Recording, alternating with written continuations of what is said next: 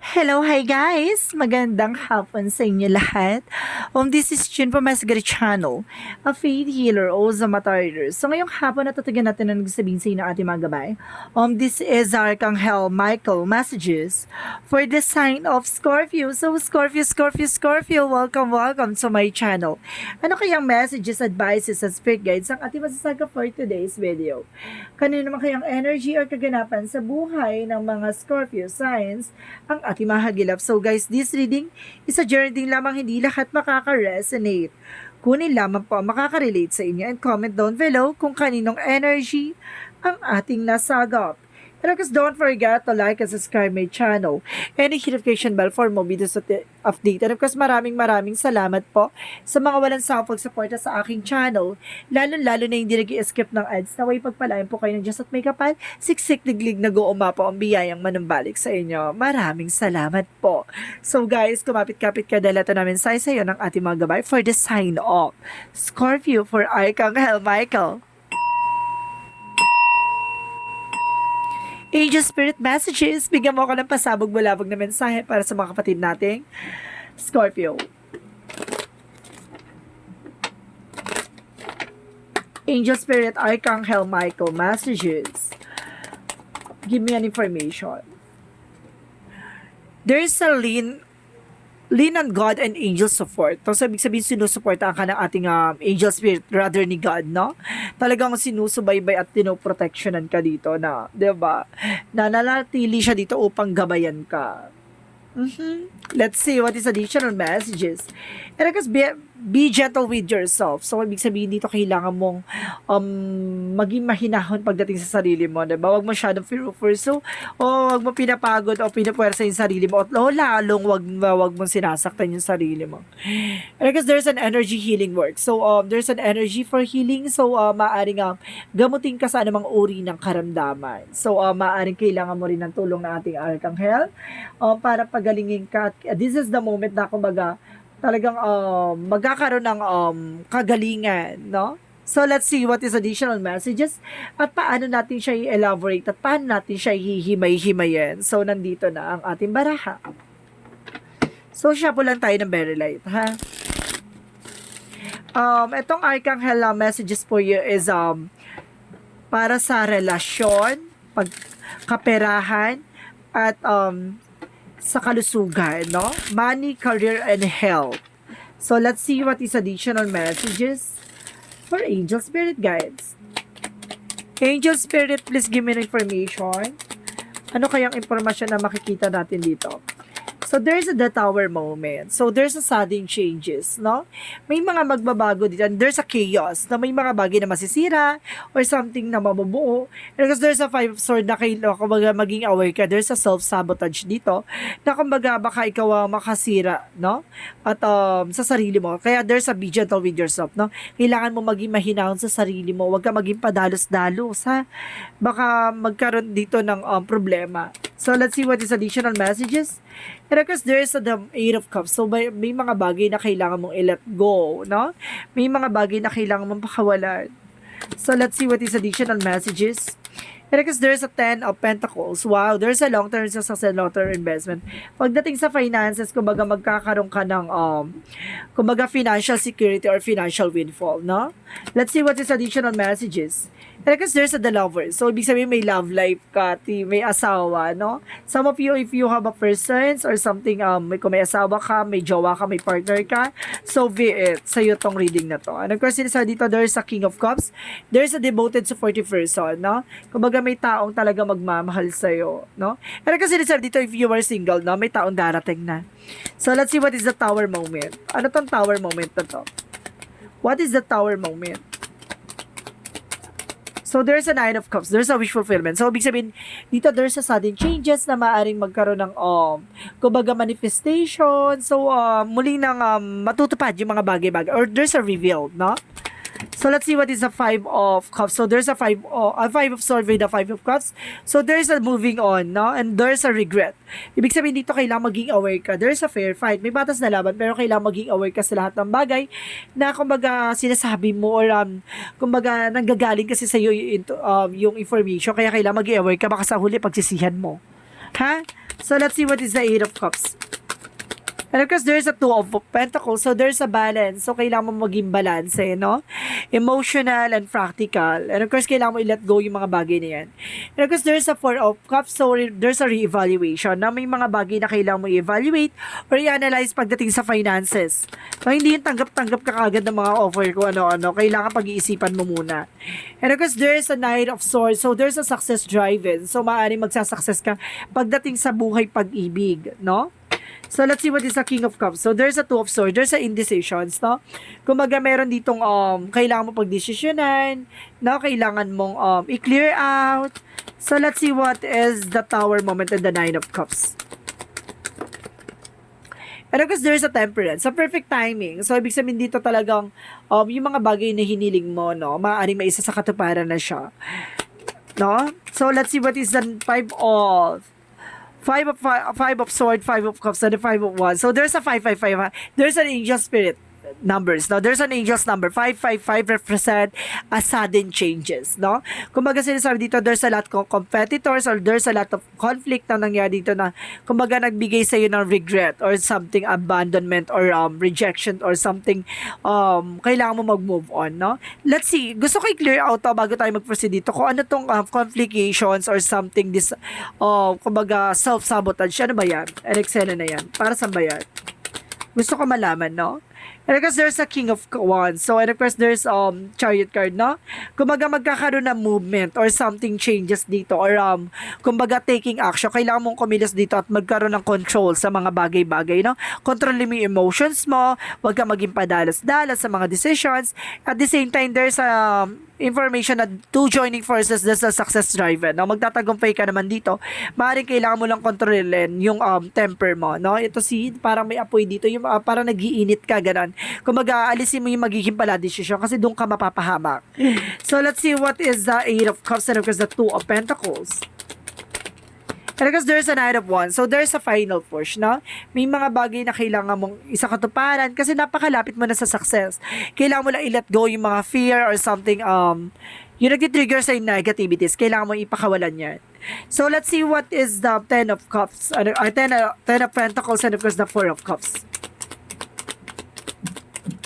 And because there's a Hermit card, there's a soul searching. May mga bagay na maglilinaw sa'yo.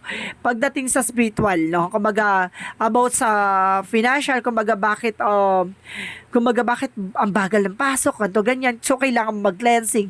So, ibig sabihin kapag tuloy-tuloy yung pagpasok ng finances sa'yo, so, maging maingat ka rin, no? So, hindi porket tuloy-tuloy kailangan mo i-grab. Kasi baka, kailangan ng time management. No? So, sinasabi sa'yo dito, kailangan maging aware ka din sa mga opportunities. Kasi there's a financial windfall talaga. Nauulanin ka talaga ng biyaya. So, let's see what is the Lovers and the Knight of Swords. Pagdating sa buhay pag-ibig, there is a Seven of Swords. No more cheating, no more lying. So, ibig sabihin ito, kumbaga nalaman na kung sino yung mga sinungaling, sino yung manluloko, kumbaga sinasabi sa'yo dito, pagdating sa love life, no, there's a sneakiness, no, may mga tao sumusubaybay behind your back, or sinusubukan magsinungaling, pero at the end of the time, kumbaga nalalaman mo naman. So, let's see what is the King of Cups and the Two of Swords. And of course, there's Six of Wands. There's a victory and success. So, magtatagumpay ka dito. Sa decision na to, yun yung kailangan mapag-isipan bago ka mag-take ng decision. Kasi, para at the end of the time, wala ka sisisihin, no? And of course, sinasabi dito na magtatagumpay ka. So, kumapit ka lang. So, let's proceed tayo kung anong energy about naman sa health, no? Pagdating sa health mo, is the Four of Swords, no? There's a rest. So, kailangan mo ng pahinga kasi nag-over-fatigue ka dito. So, about naman sa love life, sa love life mo, there's a Hierophant, lesson learned, na matuto ka na pagdating sa love life. And because some of you, there's a separation, or some of you, parang there's an education, marami ka natutunan pagdating sa love life mo. So, pagdating naman sa finances or pagkakaperahan, and because there's a higher physis, no? And because there's strength card. So, there's a strongest energy na there's a lot of unexpected moments. So, ibig sabihin maraming mga hindi mo ina-expect na papasok. There's an blessing in this, guys, kumbaga financial windfall. Ganon. Kumbaga bigla magtutuloy-tuloy about sa finances. At sinasabi sa'yo dito na kumbaga kailangan mo magpahinga. No? Ayun sinasabi, be gentle with yourself. Huwag mo pinapuwera sa yung sarili mo. And kasi the energy healing works. So, kailangan mo rin ng pahinga at kailangan mong maibawi yung energy mo. mo. And because there's a lean on God and angel support. Yung sinusuportahan ka ng ating angel spirit sa lahat ng aspeto. So, ibig sabihin dito, kailangan mo na maging mahinahon. No? Huwag kang maging padalos-dalos sa lahat ng desisyon. So, let's see what is the outcome. Outcome is the Page of Cups. Listen to your intuitions. Listen to your gut feelings. And of course, there's a King of Swords. So, being wise, no, kailangan mo maging matalino. Additional messages. And because there's a default card. So, there's a leap of faith, no? Kumbaga, there's a new beginning coming in for you. O, sinasabi sa'yo dito, huwag ka lang magtitiwala basta-basta sa mga nasa paligid mo. Matuto ka na sa mga lessons na natamo mo, no? And because there's a Three of Cups, there's a celebration coming in for you. And because there's a circle of friends, no? Na sinasabi na yung iba dyan pagkakatiwalaan mo, yung iba dyan hindi. So, maging aware ka, no? So, and because power of the deck, there's a Ten of Cups, there's a happiness. So, magkakaroon ka ng pure happiness dito at kaligayahan talaga, no? So, let's see what is about Love Oracle card. So, Love Oracle card, anong gustong mensahe sa'yo? Okay, sa Love Oracle card, unahin muna natin to. The Runner. So, listen to ego. So, ibig sabihin to, na kailangan mong pakawalan yung mga takot at pangamba mo. Even yung mga bagay na nagbibigay sa'yo ng toxic behavior. No? And of course, there's a twin flame energy. Kumbaga, there's a soulmate connection or something, union. And of course, there's a balance pagdating sa inyong relationship. And of course, there's a mirror. No? Kumbaga, pagdating dyan, kumbaga, may mga lamat na mag-ingat ka. And of course, there's a reflection. Kumbaga, magre-reflect lang sa'yo yung mga bagay na ginagawa mo. So, kailangan maging aware. No? So, let's see what is additional messages for Yin and Yang Oracle card.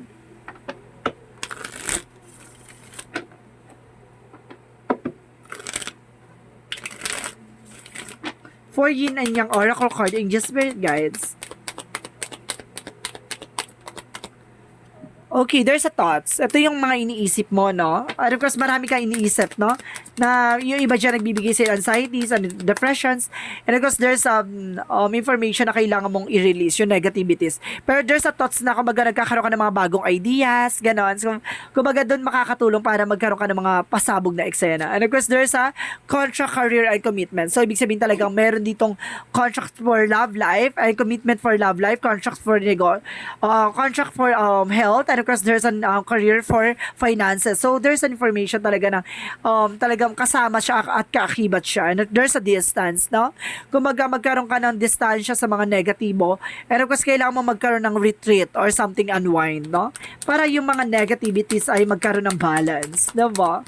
And of course, sinasabi dito sa'yo na there's a cycle and a change, no? Kumbaga, magbabago na yung takbo ng buhay mo, no? There's some major and sudden changes coming in for you. So let's see what is Archangel Raphael messages for you. Pagdating naman sa health, no? Anong gusto sabihin sa ni Archangel Raphael? Pagdating sa health, anong gusto sabihin sa ni Archangel? Increase energy. So, palalakasin, dagdagan yung enerhiya mo, no? So, kailangan mo talaga magpahinga. Nang sa ganun, kumbaga, magkaroon ka ng unlimited energy. So, nandito naman yung Romance Angels. So, bibigyan naman tayo ng mensahe pagdating sa love life. Pagdating sa love life, anong gusto mong sabihin? Romance Angels, there's a flirt. So, kailangan, may mga humaharot sa'yo or something flirting or kailangan mong humarot, no? Kailangan mong harotin din yung asawa mo. Baka masyado na yan, no? Namimiss na yung harot mo. So, let's see what is the chakra. So, nandito may chakra for finances. So, let's see. There's a grip, no? There's an opportunity. May mga bagay na pinanghihinayangan ka. Kumbaga, kailangan mong i-let go yan. Kasi it's opportunity yan para matutunan mo at para malaman mo lahat na nangyayari, no?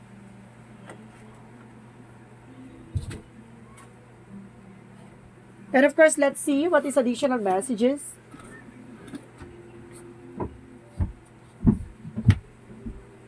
Wait lang guys, nalaglag yung cards. Ayun. And because there's a soulmate. So, ibig sabihin, pagdating pa sa finances, may soulmate connection ka rin. Ibig sabihin, there's a soul contract. So, ibig sabihin talagang kaakibat na ng love life mo yung career mo, no? So, let's see what is additional messages for this energy.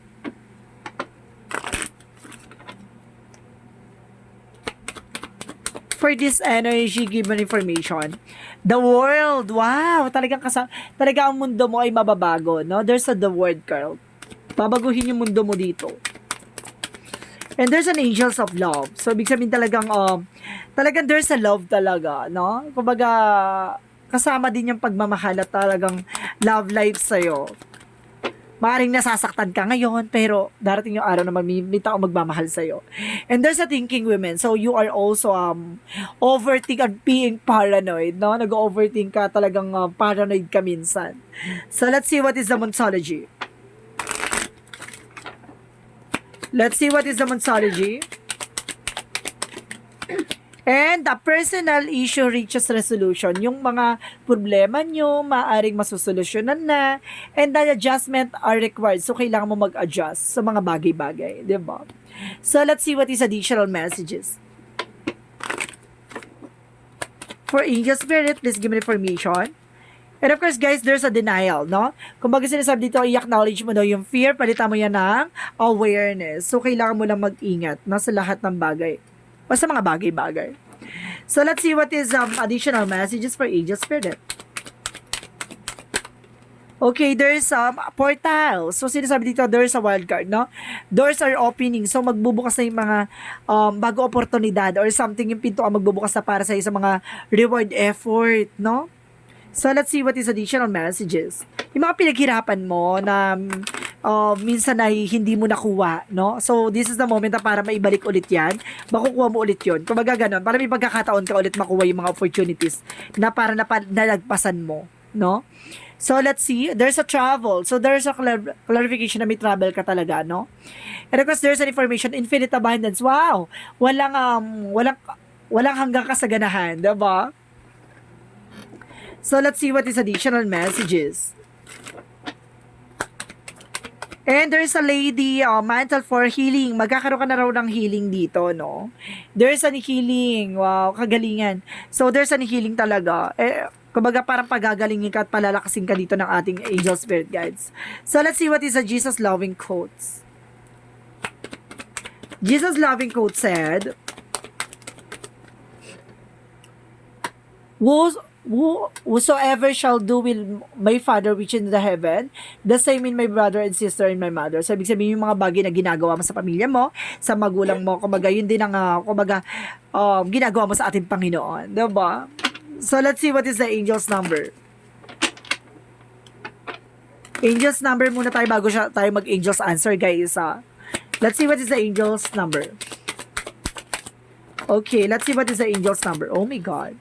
There's a 222, I am balanced. So, sinasabi dito, guys, trust that seeds of your thoughts are growing as you are nourishing them with words, feeling, and action. So, kailangan mo maging balance sa lahat ng kilos at galaw mo. Diba?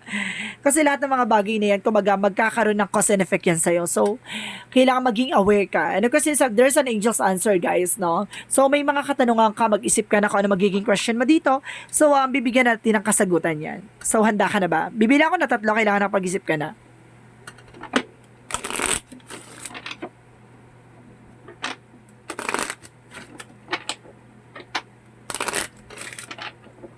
One, 2, 3. So, this is the angel's answer. Please give me information. Ano ang kasagutan sa'yo dito ng ating gabay? Oy, my God, ang ganda. Oh my God. A perfect timing. Ang ganda pa, sabog. May perfect timing dito, ha? Okay, what is additional messages? Oh my God. Sinasabi rin sa'yo dito, there's a taking action. So, kailangan mong kumilos, no? Kailangan mong gumalaw. Kailangan mong magdesisyon. Additional messages. Last one more card. Last one more card. Angel's answer.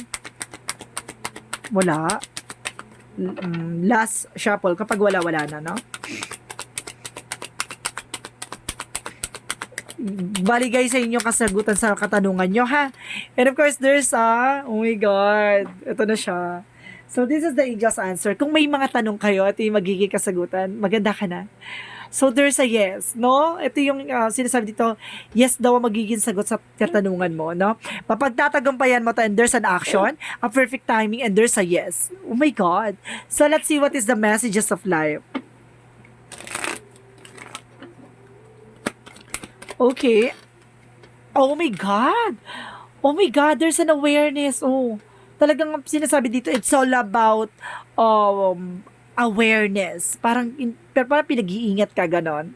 At pinaghahanda ka, parang ganon. Let's see. Awareness. I open my consciousness to my true self. I understand that I am here to grow, to free myself from conflict and to discover who I am. Today I release illusions and the limitation of the material world in order to elevate my being towards the eternal life. I grow stronger and stronger as I explore the wonderful being that I am, no? Kumbaga sinasabi, being I am. So ibig sabihin dito, kumbaga binubuksan ng consciousness mo sa lahat ng bagay, no? Kumbaga sa pagkatao mo, parang pinapakita dito kung sino ka talaga, no? Parang sinasabi sa'yo dito, kumbaga pinapakita lang yung, at pinapaalam lang sa'yo yung katangian mo, at yung mga bagay na magkakaroon sa'yo ng growth and expansions.